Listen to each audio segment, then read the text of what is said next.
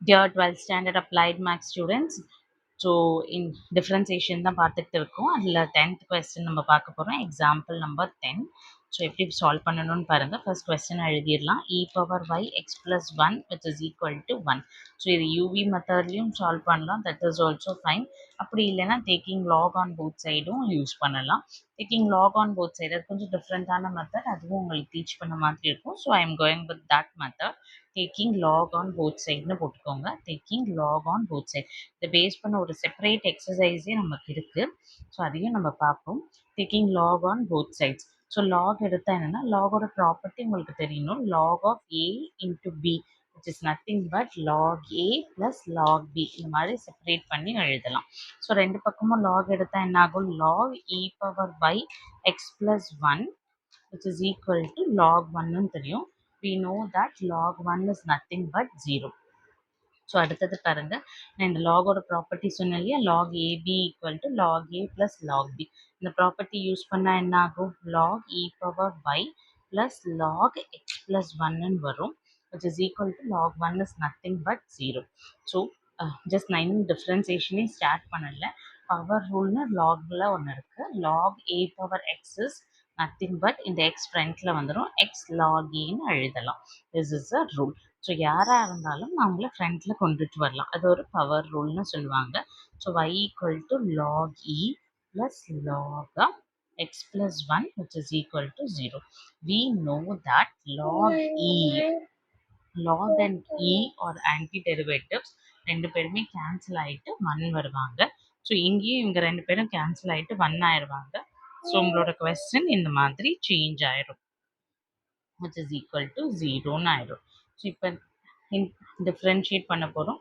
Differentiate with respect to x பண்ணால் y பண்ணால் y dash plus log பண்ணால் என்ன ஆகும்?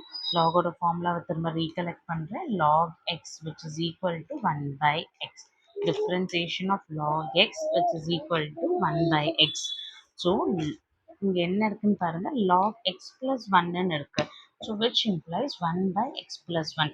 வித் ரெஸ்பெக்ட் டு எக்ஸ் பண்ணால் என்ன இருக்கும்? எக்ஸ் இருக்கிற இடத்துல எக்ஸ் 1. ஸோ 1ன்னு கிடைக்கும். hope it is clear for you.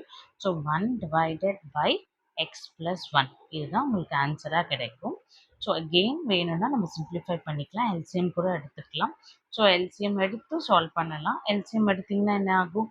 X plus 1 y dash plus 1 which is equal to 0. இப்போ அகெயின் டிஃப்ரென்ஷியேட் பண்ணுறோம். Differentiate with respect to X பண்ணுறோம். இங்கே யார் வருவா? யூவி மெத்தட் வருவா. இது u, இது v. ஸோ ஆல்ரெடி நம்ம பண்ணியிருக்கோம், அதனால திரும்ப பண்ணுறேன். u is nothing but x plus 1, v is nothing but y dash, u dash is 1, v dash is y double dash.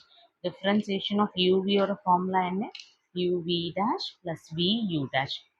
ஃபார்முலாவை அப்ளை பண்ணினா என்ன ஆகும்? X plus 1 into y double dash plus v. vயோட value y dash with respect to 1 பண்ணும்போது 1ன்னு இருக்கு, which is equal to 0. So x plus 1 y double dash plus y dash equal to 0. இந்த மாதிரி இருக்கும். அவங்க உங்களை ப்ரூவ் பண்ண சொல்கிறது என்ன கொஸ்டினில் கொடுத்துருக்காங்க? கொஸ்டினில் ப்ரூவ் பண்ண சொல்கிறது y double dash which is equal to y dash the whole square. இதுதான் உங்களுக்கு ப்ரூவ் பண்ண சொல்லியிருக்காங்க.